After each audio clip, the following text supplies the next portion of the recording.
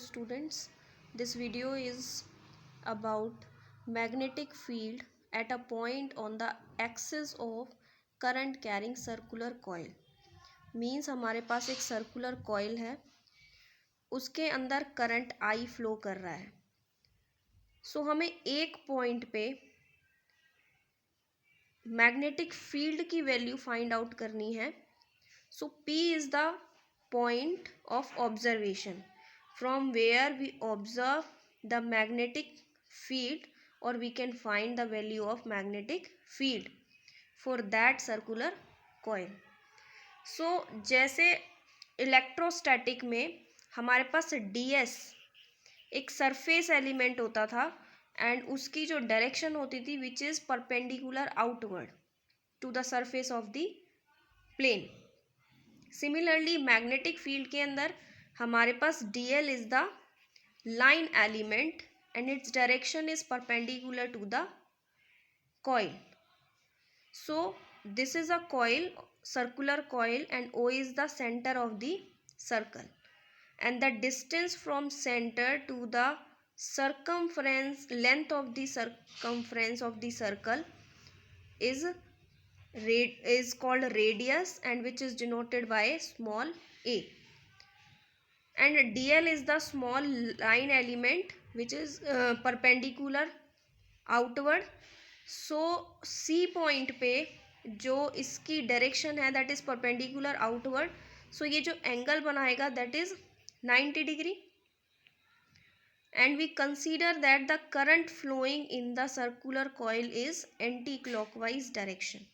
ये कोई hard and fast rule नहीं है कि हम एंटी क्लॉकवाइज डायरेक्शन ही लें.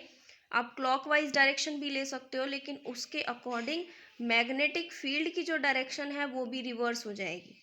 सो we consider the direction in that circular coil anti clockwise, and P is the observation point. So the distance from the center of the circular coil and the observation point is, we consider, x. So the distance between C and P, C is a point where dl is a line element. So C और P के बीच का जो distance होगा which is equals to a square plus x square का root. Means हम Pythagoras theorem अगर यहाँ लगाते हैं, so this is angle theta, this is hypotenuse, and this is perpendicular, and this is base. So R is equals to a square plus x square का root. Similarly at point D अगर हम देखें तो D l की जो direction होगी that is perpendicular outward, and जो distance होगा between perpendicular outward in the direction of current. Current की डायरेक्शन अगर सी पॉइंट पे हम देखें तो करंट की डायरेक्शन एंटी क्लॉकवाइज है. करंट इस डायरेक्शन में मूव कर रहा है तो डीएल एलिमेंट की डायरेक्शन करंट की डायरेक्शन के साथ ही है, पैरेलल. सिमिलरली डी पॉइंट पे करंट की डायरेक्शन के ही डायरेक्शन में डीएल एलिमेंट की direction that is perpendicular outward, and the distance between D and P is also a square plus x square root which is equals to r. So P is the observation point जहाँ पे हमें magnetic field की value find out करनी है along x axis.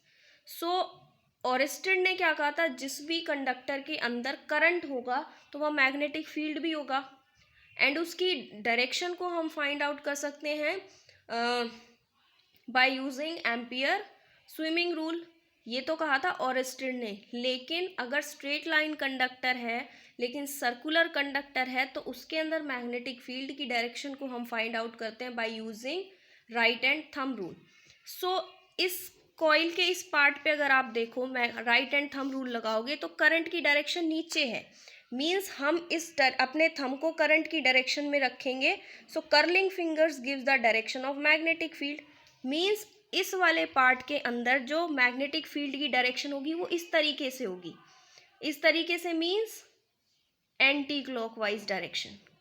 And इस वाले part में अगर हम डायरेक्शन देखेंगे तो करंट की डायरेक्शन अपवर्ड है, तो हम थंब को अपवर्ड रखेंगे and curling fingers gives the direction of magnetic field. तो इस कॉइल के लिए डायरेक्शन मैग्नेटिक फील्ड की ऐसे होगी, मीन्स क्लॉकवाइज। सो इस पार्ट में है एंटी क्लॉकवाइज एंड इस पार्ट में है clockwise. And we know that clock rule क्या कहता था, अगर सर्कुलर कॉइल के अंदर करंट की डायरेक्शन क्लॉकवाइज है दिस मीन्स साउथ पोल, और सर्कुलर कॉइल के अंदर अगर करंट की डायरेक्शन एंटी क्लॉकवाइज है मीन्स उसका नॉर्थ पोल। तो इसमें अगर हम bye using right and thumb rule direction निकालें मैग्नेटिक फील्ड की तो वो एंटी क्लॉकवाइज आ रही है, एंटी क्लॉकवाइज मीन्स ये हो गया हमारे पास नॉर्थ पोल। एंड इसमें अगर हम निकालें करंट की डायरेक्शन दैट इज वो हमारे पास आ रही है using right and thumb rule that is south, इसकी पोलैरिटी हम साउथ पोल मान लें। एंड जो मैग्नेटिक फील्ड की डायरेक्शन होती है that is north to south. So हमें यहाँ से मैग्नेटिक फील्ड की जो डायरेक्शन होगी वो नॉर्थ टू साउथ, हमें मैग्नेटिक फील्ड की डायरेक्शन यहाँ मिल गई north to south along x axis. तो पी पॉइंट पे जो हम मैग्नेटिक फील्ड की वैल्यू निकालेंगे due to point C and due to point D वो अलोंग एक्स एक्सिस निकालेंगे, क्योंकि हमें मैग्नेटिक फील्ड की डायरेक्शन मिल गई that is north to south which is along the x axis. So according to Biot Savart's law, according to bio-Savart's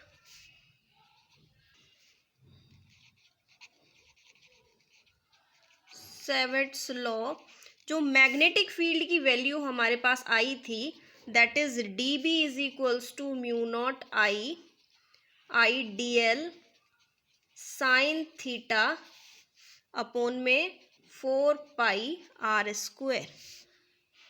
so P point पे अगर हम पी पॉइंट से ऑब्जर्वेशन पॉइंट से सी के लिए अगर मैग्नेटिक फील्ड की वैल्यू निकालें that is d B one, and D B one यहाँ पे जो एंगल बना रहा है ये D B one is the magnetic field at point P due to current element at C and this is an angle 90 degree. So P point पे अगर हम देखें this magnetic field due to C makes an angle 90 degree, because ये angle और ये angle क्या हो जाएंगे हमारे 90 डिग्री। तो साइन थीटा मीन्स थीटा हमारे पास क्या हो गया 90 degree. So we can write it as the magnetic field due to the magnetic field at point C is equals to mu naught I D l sine 90 upon में 4 pi r square. So we write it as mu naught I D L upon में 4 pi and r जिसकी value है हमारे पास a square plus x square का root. So हम क्या लिख सकते हैं यहाँ पे a square plus x square. This is our first equation. Similarly जो हमारे पास डी बी टू मतलब मैग्नेटिक फील्ड की डायरेक्शन पी पॉइंट पे due to current element at D वो जो होगी which is also mu naught I D l sine 90 upon में 4 pi r square which is equals to mu naught I D l 4 pi a square plus x square, A square plus x square. But D B one and D B two दोनों की values हमारे पास क्या आ गई equal. सो हमें अब इन दोनों के components को रिजॉल्व करना पड़ेगा। When we resolve the component dB1 is the direction of magnetic field, हम x y axis x axis के अलॉन्ग इसके कंपोनेंट्स को जब रिजॉल्व करेंगे so this makes an angle theta with y axis and this also makes an angle theta with y axis. So angle के साथ जो component होता है that is equals to cos theta के बराबर। सो ये हो जाएगा हमारे पास d B cos theta and this is equals to d B sine theta. Similarly, this is equals to dB cos theta and this is equals to dB sin theta. And sine theta हमारे पास 90 degree था जब dB one हमारे पास इस m की direction के along था तो that is equals to C P and m which is equals to sine theta, जो कि हमने dB1 और dB2 की वैल्यू फाइंड आउट कर ली। लेकिन dB1 cos theta and dB2 cos theta both are cos components are equal and opposite, so they cancel each other. So the net magnetic field at point P will be due to sign components only, and sine components की वजह से ही net magnetic field होगा, क्योंकि ये दोनों हमारे पास equal opposite हैं, सो ये कैंसिल आउट हो जाएंगे. So we can write it as B is equals to dB sine theta, और dB की जो वैल्यू आई that is mu naught I sine theta upon 4 pi s square plus x square और integral of dl. And we know that for a circular coil dl is equals to 2 pi, circumference जो होता है that is 2 pi r, लेकिन हम यहाँ radius को a से denote कर रहे हैं तो हम लिखेंगे 2 pi a. सो जो मैग्नेटिक फील्ड होगा that is mu naught I sine theta upon में 4 pi a square plus x square and 2 pi a, which is our third equation. But in triangle POC,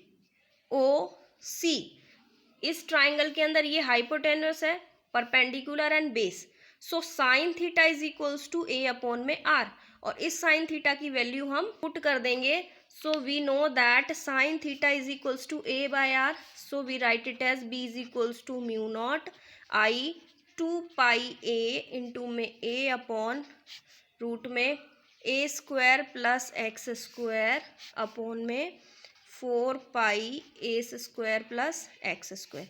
so this equation become b is equals to mu naught I a square upon में 2 a square plus x square का 3 power by 2. So this is the value of magnetic field we calculate at point b, at point p due to c and d. So b is equals to mu naught I a square upon 2 a square plus x square raised to power 3 by 2. Now we have some special cases, means if a point P is far from the center O, अगर हमारा जो point of observation है P वो centre से बहुत ही दूर हो, तो जो x डिस्टेंस हम कंसीडर कर रहे हैं सेंटर से पॉइंट ऑब्जर्वेशन पॉइंट तक का, वो बहुत ही लार्जर हो जाएगा देन a से. So by neglecting a square we have the value of magnetic field, that is b is equals to mu naught I a square upon में 2x cube. And when the point of observation is at the center, अगर centre पे हो जाता है तो x zero हो जाएगा. x zero होने की वजह से जो मैग्नेटिक फील्ड की वैल्यू आएगी b इज इक्वल्स टू, जो मैग्नेटिक फील्ड की हमारे पास वैल्यू है b is equals to mu naught I a square upon 2 a square plus x square का 3/2. मीन्स इस टाइम हम x को 0 पुट कर देंगे तो हमारे पास वैल्यू आ जाएगी 2a स्क्वायर, एंड पावर 3/2 है तो 2 से 2 cancel, a cube, which is the maximum magnetic field. If the circular coil has n turns होंगे हमारे पास, तब हम उसको n से मल्टीप्लाई कर देंगे and we have b is equals to mu naught n i a square upon 2a square plus x square raise to power 3/2. So as we know that v is equals to mu naught n I pi a square upon 2 pi a square plus x square raised to power 3/2, मतलब हमने पाई से multiply कर दिया and pi से ही divide कर दिया. सो we have, क्योंकि यहाँ पे पाई a square, pi r square होता है area of the circular coil, and area और एंड रेडियस को हम डिनोट कर रहे हैं a से, तो पाई a स्क्वायर यहाँ पे हो गया उस कॉइल का area which is denoted by capital A. So हमारे पास मैग्नेटिक फील्ड का जो फॉर्मूला हो जाएगा that is mu naught n I a upon में 2 pi a square plus x square raise to power 3/2, and NIA is the formula of magnetic dipole movement, जो हम आगे स्टडी करेंगे which is denoted by capital M. So magnetic field की जो value हो गई that is mu naught m upon 2 pi raise to power a square plus x square raised to power 3/2, where m is the magnetic dipole moment and a is equals to area of coil, that is equals to pi a square. So this is the topic of magnetic field at a point on the axis of current carrying circular coil. Now if we want to find the magnetic field at the center of the current carrying coil, then how we can calculate? Let me consider that this is a circular coil and the direction of current in the coil is clockwise. O is the center of the circle and A is the radius of the circle, and dl is the small length element of the circular coil. So जो current flow करेगा इस particular element, इस particular line element के along which is perpendicular to the, which is perpendicular to the coil, means ये जो angle बनाएगा radius के साथ which is equals to 90 degree. और we know that sine 90 is equals to 1. तो magnetic field की जो वैल्यू होगी that is mu naught I D l sine theta upon 4 pi a square, और थीटा की वैल्यू है 90 डिग्री. तो हमारे पास जो मैग्नेटिक फील्ड आएगा that is mu naught I D L upon में 4 pi a square. And current जब upward move कर रहा है, मैग्नेटिक फील्ड की हम डायरेक्शन फाइंड आउट कर लेंगे bye using right hand thumb rule. हमारे जो थंब को करंट की डायरेक्शन में रखेंगे and the curling fingers gives the direction of magnetic field. Means जो हमारी ये 4 फिंगर्स हैं वो इस डायरेक्शन में मैग्नेटिक फील्ड की वैल्यू देंगी. इस डायरेक्शन में मीन्स क्लॉकवाइज. तो हमें यहाँ पे जो मैग्नेटिक फील्ड की डायरेक्शन होगी दैट इज क्लॉकवाइज, और सेंटर पे भी ये ऐसे ही मूव करेगा, परपेंडिकुलरली ऐसे ही मूव करेगा. So we have sine 90 is equals to 1. तो मैग्नेटिक फील्ड की वैल्यू हो जाएगी mu naught I D L upon 4 pi a square. And D B की जो डायरेक्शन है that is perpendicular inward to the plane of the paper. ऐसे move करेगा clockwise inward to the plane of the paper, जो कि हमने निकाली by right hand rule. And we know that D L is the line element. So line element का जब हम integration करेंगे तो इस सर्कुलर कॉइल के लिए जो इसका सरकमफ्रेंस होता है that is equals to 2 pi r. And हम रेडियस को डिनोट कर रहे हैं ए से, तो which is equals to 2 pi a. So we write it as, ये D B denotes the small magnetic field value. And इस डी को हटाने के लिए हमें इंटीग्रेशन करना पड़ता है कंप्लीट के लिए, क्योंकि अभी हमने ये फाइंड आउट किया स्मॉल लाइन एलिमेंट के अलोंग, लेकिन इस लाइन सारे एक सर्कुलर कॉइल के अलोंग के लिए हमें मैग्नेटिक फील्ड की वैल्यू चाहिए. So we integrate this value. This d B represent the small magnetic field for small line element and B represent for complete magnetic field. So जब integration के बाद we have mu naught I upon 4 pi a square integration d l, और d l की value होगी 2 pi a. सो यहाँ से pi cancel out 2 से. Then we have B is equals to mu naught I upon में 2a, which is the value of magnetic field at the center of the current carrying circular coil.